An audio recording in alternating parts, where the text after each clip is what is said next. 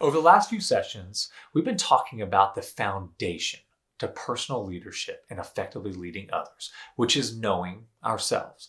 Today, I want to give you one final thought on our strengths and our weaknesses.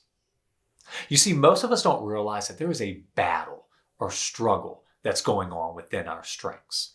The winner of this battle is what separates the great leaders from merely the good ones. It's what determines whether or not you become the best version of yourself. Who is the battle between? It's between the blessings and the curses of our strengths. Now, I know that seems a little bit weird. You see, most of us recognize the blessings or the benefits of our strengths. We can catch glimpses or see how our strengths have a positive impact on the people around us. However, most of us don't recognize the curses or the weaknesses that creep in when left unchecked when it comes to our strengths. And here's what's really scary. The more significant your strength is, the more significant the curse has the potential to be. Since we don't talk a lot about this, let me give you a few examples of what I mean by curses or weaknesses. Let's take the strength of planning or being very organized. Most of us can recognize the benefits or the blessings of it. If you're really good at planning, then you do a great job of creating a plan for the project. You can even see potential pitfalls or failures down the road and navigate around them because you have planned out that project to the T. Also, if you're really good at planning, then you're typically probably very prepared. If you're really good at being organized, you're probably known for being an efficient person and you can be counted on to get things done. Now, there are many more blessings and benefits to it, but you get the point. But what about the curses or the weaknesses that come with that strength? You see, if that strength swings on the pendulum too far to the extreme and we become a hyper planner or we become too organized, then the weaknesses come out. If you are a hyper planner, then guess what? You can come across very rigid. You can also not navigate very well when changes come up. You can be known for not being flexible. When a new idea comes or someone wants to change the plan, you have a hard time adjusting or navigating because of that. In fact, you become dismissive of changes and new ideas. You can be very difficult to work with or even be friends with. If you are too organized, then you don't give anyone else room to breathe at all. You lack spontaneity and you'd be known for being dull or boring. Or take another example. Let's look at the strengths of wisdom, insight, or being a really good teacher or explaining difficult concepts. The blessings or the benefits are that you're a great person to seek out for advice because you have a lot of wisdom from a lot of different areas. If you have a problem, then you know what? These are the type of people that you want to go to. They can take something really complex and they can help you find a solution to it. But what about the weaknesses or the curses to this? When left unchecked, you can become a know-it-all, constantly sharing your thoughts on every topic or subject.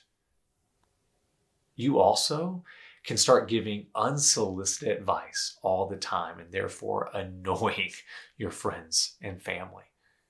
You can constantly want to teach others and not let them learn from themselves. And because of that, you become ineffective as a teacher because you don't give room for self-discovery. My hope is you're starting to see that our strengths really do have curses or weaknesses attached to them. So how do we battle against this?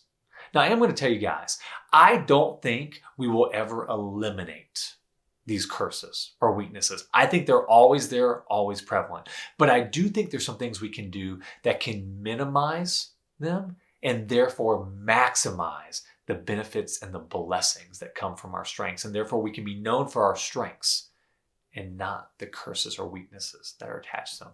So here are 4 things we can do to battle against them. First one, self-awareness. Self-awareness, it's like our radar. It helps us detect when those curses start to creep in. Secondly, accountability. Accountability, it's like our army or our team. It's the people around us. They help us see those weaknesses that our radar can't detect and point them out to us. Third, humility. Humility is like our general or our guide. You see, as we receive intel from our radar, self-awareness, and our army or team, which is the people around us holding us accountable, it allows us to be receptive and not defensive to that information, that we actually give weight and truth to it. And then finally, our last one that helps us battle against the curses or weaknesses that we have, self-discipline. It's like our strategy. As we get all that information, we can create a plan and habits that help us consistently minimize those weaknesses and maximize the blessings or the benefits of our strengths. So here's today's game plan. A few sessions ago, I asked you to create a list of your top 5 strengths or natural abilities. I want you to review that list, and I want you to start writing out what are some of the curses or weaknesses that could come with those strengths. The best way to do that is to think of the extreme of that strength. So going back to the example we used about being a planner, when you start looking at a uber planner, a hyper planner, someone who is too organized, that's when we start seeing the weaknesses. So use those extreme adjectives when referencing your strengths and start writing out what the curses or weaknesses are. Once you do that, you can start creating a plan by using those 4 areas to battle against those curses. Your self-awareness, your accountability, your humility, and your self-discipline.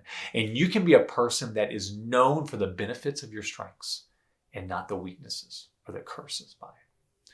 Let me leave you with our tweetable lesson. Only courageous hearts can endure the bitterness of truth.